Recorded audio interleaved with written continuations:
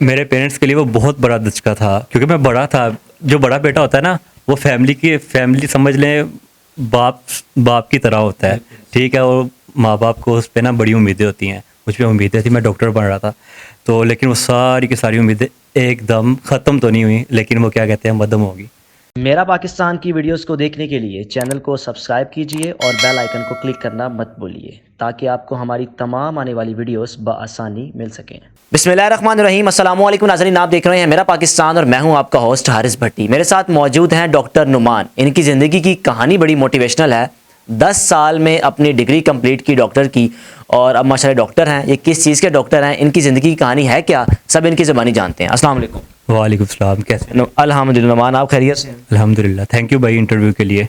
नुमान माशाल्लाह, अब आप डॉक्टर हैं। पहले बताएं डॉक्टर हैं किस चीज़ के, और ये हादसा क्या पेश आया कि आप व्हीलचेयर पर बैठे हुए हैं? जी भाई, मैं डॉक्टर हूँ डीपीटी का, doctor of physical therapy, physiotherapist हूँ मैं।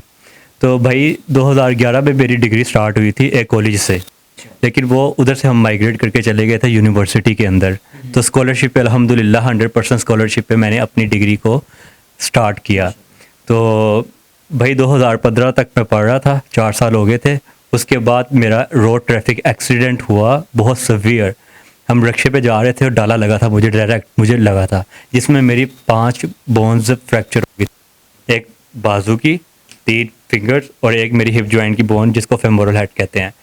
तो पूरे जिस्म पे मेरे ज़ख़म थे, और उसके बाद कांच भी थे, अभी भी इसमें कांच है, आप देख सकते हैं। तो इस हद तक मेरा सवियर एक्सीडेंट हुआ था। डॉक्टर्स सेट मेरे पेरेंट्स को कि इस बच्चे को आके आप आखिरी दफ़ा देख लें। इस हद तक सवियर था मेरा, मैं काफ़ी दिन होश में नहीं आया। तो मेरा एक्सीडेंट हुआ था बहुत सवियर किस्म का। तो उसके बाद डॉक्टर से कहा टांग काट देंगे, लेकिन अल्लाह ने टांग बचा दी। बाजू काट देंगे, बाजू बचा लिया।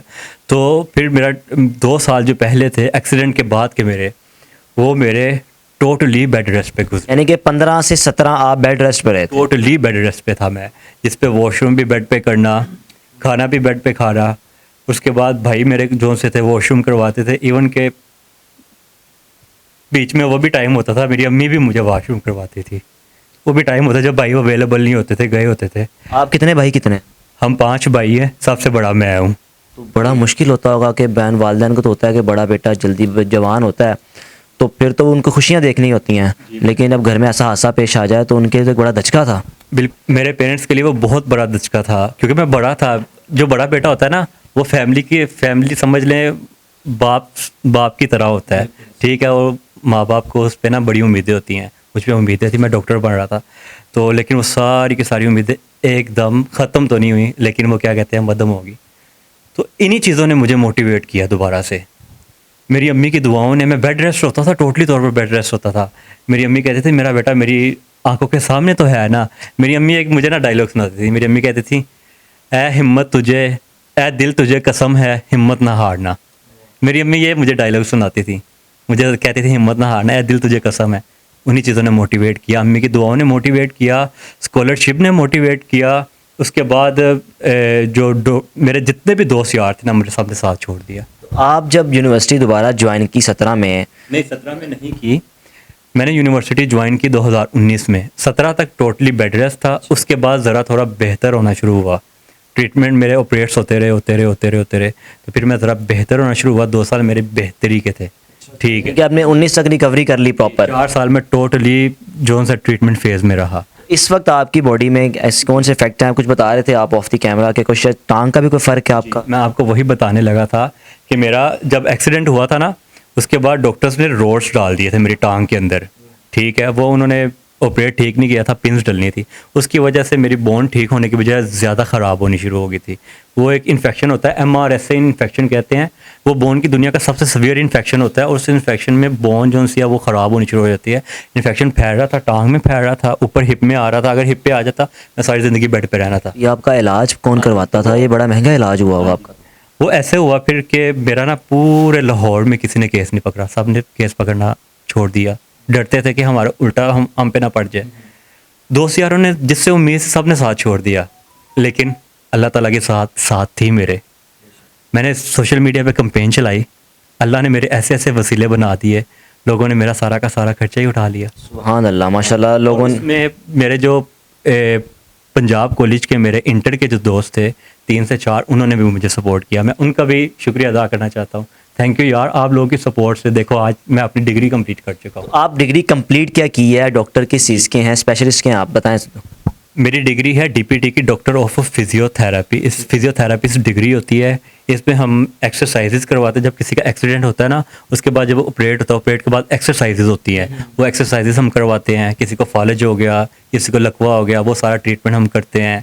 उसके अलावा जितना भी कोई बंदा सारी ज़िंदगी समझ लो हो जाता है, बेड पे रहता है, उसको बेड से हम मूव करवाते हैं, ऐसा एक्सरसाइजेज करवा के उसको चलाते हैं। तो अब आपने कहीं अप्लाई किया जॉब के लिए, किसी प्राइवेट में, किसी गवर्नमेंट हॉस्पिटल में, तो कोई रिस्पांस आया पॉजिटिव, या अभी तक कोई फ़िलहाल कोई रिस्पांस नहीं है? मुझे रिस्पांस कोई भी नहीं आया, ठीक है। इसके अलावा दूसरी सिचुएशन ये है कि मैं हूँ डिसेबल, मेरी इधर बोन नहीं है। डॉक्टर ने ना इन्फेक्शन लग गया था, तो इसलिए डॉक्टर ने वो बोन काट दी थी।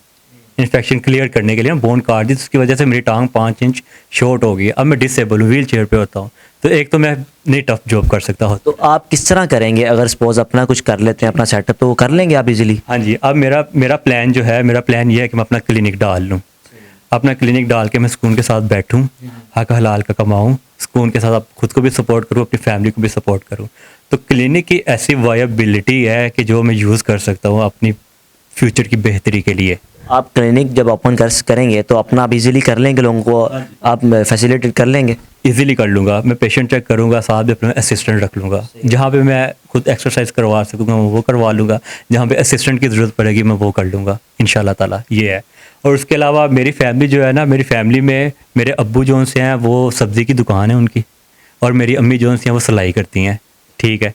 तो हमने वो वक्त भी गुजारा है कि हमारे पास खाने के लिए कुछ भी नहीं होता था। वो दही होती है ना, दही लेते थे थोड़ी सी, उसके साथ नाश्ता करते थे, मिर्चों के साथ रोटी खा ली, टमाटर के साथ रोटी खा ली। इतना टफ़ टाइम था हमारे ऊपर, बहुत ज़्यादा। मुझसे उम्मीदें थी, उन्हीं चीज़ों ने मुझे मोटिवेट किया कि इंशाल्लाह ताला एक वक्त आना है कि मैंने अपनी फैमिली को सपोर्ट करना ही करना है। और एक आप चाहते क्या हैं, लोगों से रिक्वेस्ट क्या करना चाहते हैं? कोई ताकि रिक्वेस्ट करें तो ताकि आपका जो क्लिनिक का सिलसिला है वो चल सके।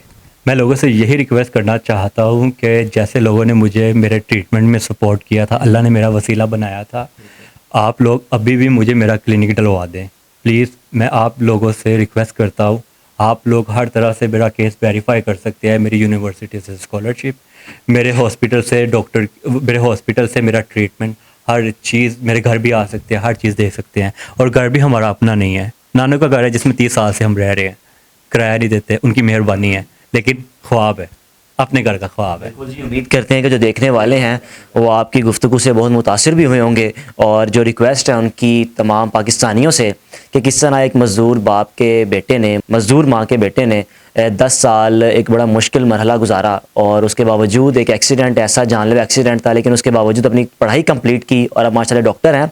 लेकिन बदकिस्मती से कहीं प्राइवेट या सरकारी नौकरी तो इनको नहीं मिल पा रही, लेकिन इनकी ख्वाहिश है कि मैं अपना क्लिनिक डालूं और अपने घर वालों के लिए एक बेहतरीन रोज़गार का जो है एक सिलसिला वो पैदा कर सकूं। तो देखने वालों से गुजारिश है कि नंबर स्क्रीन पर आप देख रहे हैं, और नुमान से रब्ता करके जितनी हो सके दिल खोल के नुमान की आप हेल्प करें, ताकि नुमान अपने घर वालों के लिए एक बेहतरीन, उनके लिए वसीला बन सके, उनको बेहतरीन रोज़गार फराहम कर सके, ताकि इसके घर के जो अफराद हैं वो बेहतर से बेहतर खा सकें, इसकी माँ को घरों में जाके काम ना करना पड़े, सिलाई वगैरह ना करनी पड़े, बाप को मजदूरी ना करना पड़े, क्योंकि इस वक्त ये इनकी एज 30 साल है और अपने भाइयों में सबसे बड़े हैं, और इनके वालिदैन को इनसे बहुत उम्मीद है। देखते रहिए मेरा पाकिस्तान। अल्लाह हाफ़िज़।